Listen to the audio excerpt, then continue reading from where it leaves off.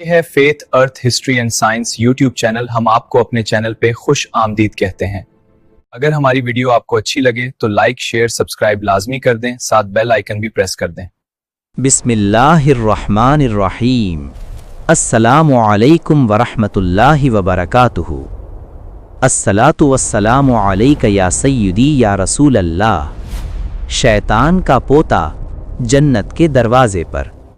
یہ کوئی افسانہ نہیں بلکہ ایک ایسا سچ ہے جو آپ کے ایمان کو ہلا دے گا اور دل کو بدل دے گا.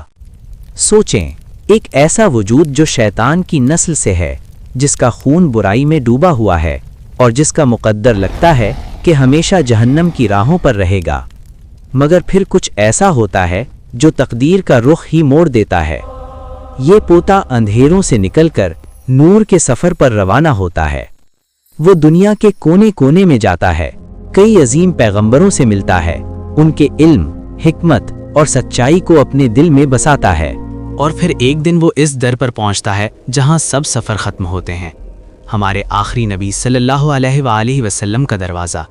وہ لمحہ جب شیطان کی نسل کا وارث رحمت دو عالم صلی اللہ علیہ وآلہ وسلم کے قدموں میں بیٹھ کر ایمان قبول کرتا ہے. تاریخ کا ایسا موڑ ہے جو سن کر آپ کی آنکھوں میں آنسو لے آئے گا. لیکن کہانی یہیں ختم نہیں ہوتی. آپ جانیں گے کہ شیطان کا خاندان دراصل کسی خوفناک نظام کے تحت کام کرتا ہے.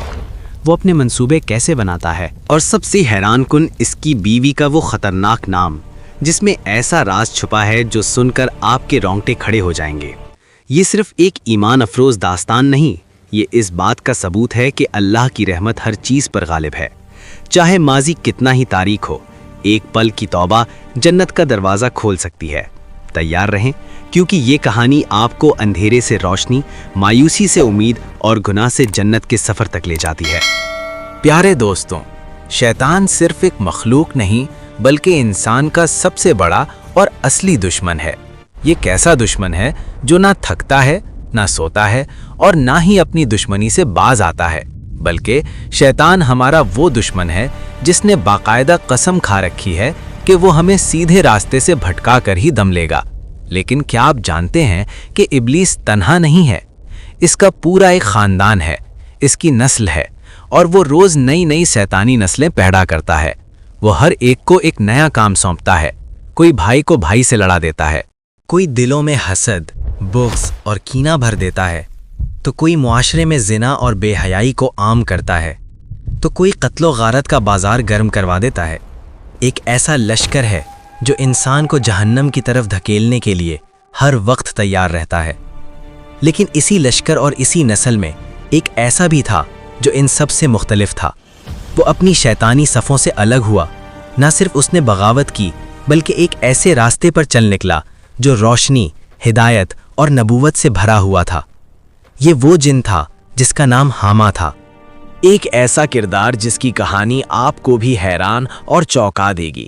لہٰذا آج کے اس ویڈیو میں آپ جانیں گے کہ شیطان ابلیس کے نسل کہاں کہاں پائی جاتی ہے, شیطان کی بیوی کون ہے, اور وہ کون سا لمحہ تھا جب شیطان کا پوتا حامہ مختلف انبیاء علیہ السلام سے ملاقاتیں کرتا ہوا ہمارے آخری نبی حضرت محمد صلی اللہ علیہ وآلہ وسلم کی خدمت میں حاضر ہوا.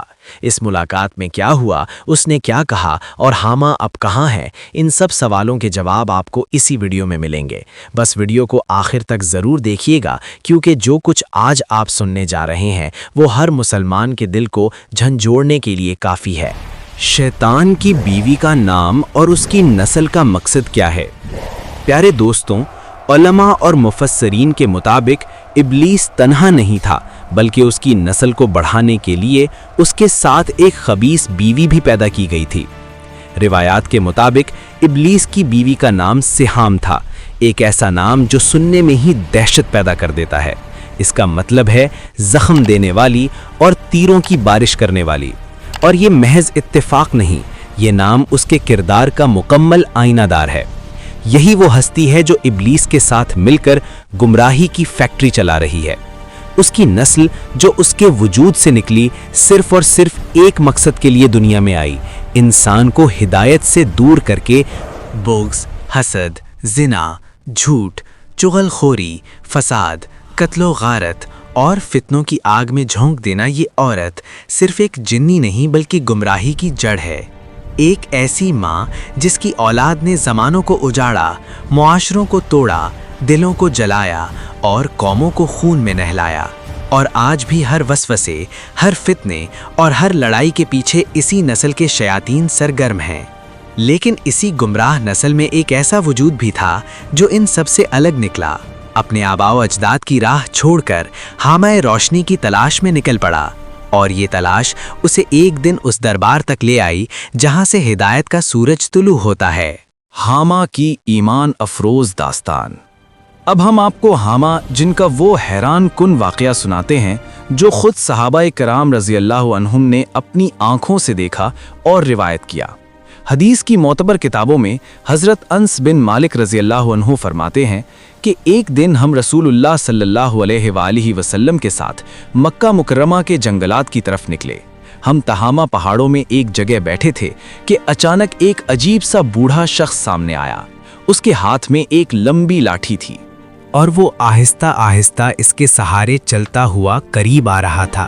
جب وہ قریب آیا تو اس نے انتہائی مؤدبانہ انداز میں آپ علیہ الصلاۃ والسلام کو سلام کیا۔ حضور صلی اللہ علیہ وآلہ وسلم نے جواب دیا اور پھر صحابہ کرام سے مخاطب ہو کر فرمایا، یہ بوڑھا اپنی چال اور آواز سے جن معلوم ہوتا ہے۔ پھر آپ علیہ الصلاۃ والسلام نے اس سے پوچھا، تو کون ہے؟ تو اس نے جواب دیا، یا رسول اللہ صلی اللہ علیہ وآلہ وسلم، میں جن ہوں، میرا نام حامہ بن ہم بن لاکیس بن ابلیس ہے۔ یہ سن کر آپ صلی اللہ علیہ وآلہ وسلم نے فرمایا، میں تیرے اور ابلیس کے درمیان صرف 2 نسلوں کا فاصلہ دیکھ رہا ہوں، تو واقعی بہت قدیم ہے۔ پھر آپ صلی اللہ علیہ وآلہ وسلم نے اس سے وہ سوال کیا جو ہر سننے والے کو چونکا دیتا ہے۔ حضور علیہ الصلاۃ والسلام نے اس جن سے اس کی عمر پوچھی تو وہ جن کچھ لمحوں کے لیے خاموش ہوا، پھر آہستہ سے بولا، یا رسول اللہ صلی اللہ علیہ وآلہ وسلم، جتنی عمر اس دنیا کی ہے اتنی ہی میری بھی ہے، یا شاید کچھ کم۔ جب قابیل نے حضرت حابیل علیہ السلام کو شہید کیا تھا اس وقت میں نوخیز جن تھا، پہاڑوں میں دوڑا کرتا اور لوگوں کے دلوں میں وسوسے ڈالا کرتا تھا۔ یہ سن کر آپ صلی اللہ علیہ وآلہ وسلم نے فرمایا، یہ تو بہت برا امر تھا۔ اس پر وہ جن غمزدہ لہجے میں عرض گزار ہوا، یا رسول اللہ صلی اللہ علیہ وآلہ وسلم، مجھے ملامت نہ فرمائیے، میں ان لوگوں میں سے ہوں جو حضرت نوح علیہ السلام پر ایمان لائے اور سچے دل سے توبہ کی۔ میں ان نیک لوگوں کے ساتھ دین کی دعوت میں شامل رہا اور ان کے مشن میں ان کا مددگار بنا رہا۔ یہ کہتے ہوئے وہ جن اتنا رویا کہ صحابہ کرام بھی اپنے آنسو نہ روک سکے۔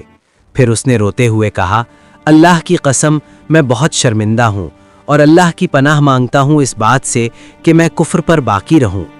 پیغمبروں سے ملاقاتیں۔ اس نے مزید بتایا، میں نے حضرت ہود علیہ السلام سے بھی ملاقات کی اور ان پر ایمان لایا۔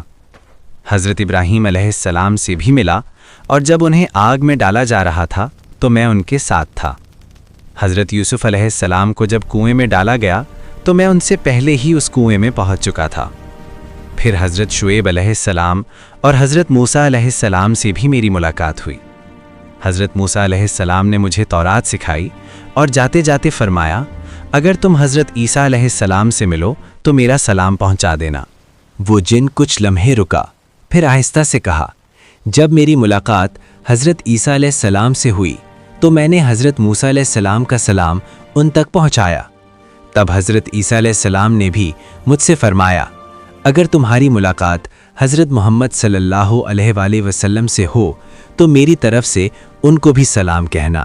پھر وہ جن روتے ہوئے آپ صلی اللہ علیہ وآلہ وسلم کے قدموں میں جھک گیا اور کہا، یا رسول اللہ صلی اللہ علیہ وآلہ وسلم، میں اسی امانت کو پورا کرنے آیا ہوں اور حضرت عیسیٰ علیہ السلام کا سلام آپ کی خدمت میں پیش کرتا ہوں اور آپ صلی اللہ علیہ وآلہ وسلم پر ایمان لاتا ہوں۔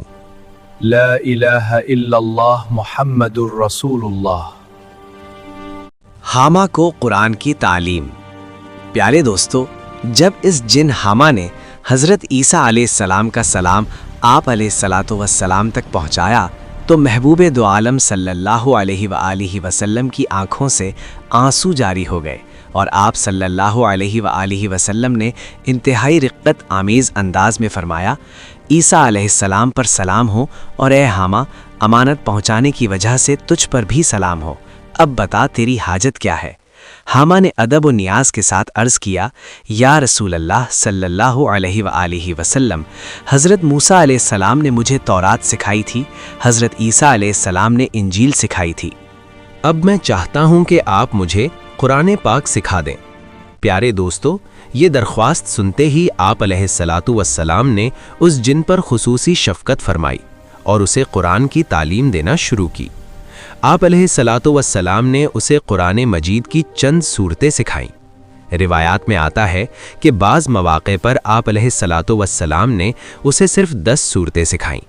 بسم اللہ الرحمن الرحیم، الحمد للہ رب العالمین۔ آخر میں حضور علیہ السلام نے محبت بھرے لہجے میں فرمایا، اے حامہ، جب کبھی تمہیں کوئی حاجت ہو تو میرے پاس آ جانا اور ہم سے ملاقات ترک نہ کرنا۔ یا اللہ میرے گناہ معاف فرما۔ حامہ کا انجام۔ پیارے دوستو، آپ علیہ السلام اس دنیا سے پردہ فرما گئے، لیکن اس واقعے کے بعد حامہ کے بارے میں پھر کبھی کوئی مزید بات روایت نہیں ہوئی۔ نہ یہ معلوم ہو سکا کہ وہ جن جو صدیوں پرانا تھا، جو انبیاء کرام کی صحبت پا چکا تھا، جس نے قرآن مجید کی تعلیم نبی آخر الزماں صلی اللہ علیہ وآلہ وسلم سے حاصل کی تھی، آج وہ کہاں ہے؟ کیا وہ اب بھی زندہ ہے یا وہ بھی وقت کے طوفان میں کہیں کھو گیا ہے؟ یہ سب کچھ تو صرف اللہ ہی بہتر جانتے ہیں۔ شیطان سے بچنے کا طریقہ۔ پیارے دوستوں، یہاں ایک نہایت اہم حقیقت جان لیجئے۔ حضرت عبداللہ بن مسعود رضی اللہ عنہ سے روایت ہے کہ آپ علیہ السلام نے فرمایا، تم میں سے کوئی بھی ایسا نہیں جس کے ساتھ ایک شیطان مقرر نہ کیا گیا ہو جو ہمیشہ اس کے قریب رہتا ہے۔ صحابہ نے عرض کیا، یا رسول اللہ صلی اللہ علیہ وآلہ وسلم، کیا آپ کے ساتھ بھی ہے؟ آپ علیہ السلام نے فرمایا، ہاں میرے ساتھ بھی، لیکن اللہ نے مجھے اس پر غالب کر دیا ہے، اس لیے وہ مجھے صرف نیکی کی ہی بات بتاتا ہے۔ دوستوں، شیطان کا وجود ہماری آزمائش کے لیے ہے، اور اللہ تعالیٰ نے ہر انسان کے ساتھ اس کو مقرر کیا ہے تاکہ یہ دنیا امتحان گاہ بنی رہے، مگر اللہ کی طرف رجوع، سچے دل سے توبہ اور نبی علیہ السلام کی سنت کی پیروی ہمیں شیطان کے شر سے بچا سکتی ہے۔ یاد رکھیں، اللہ ہر کام میں حکمت رکھتا ہے۔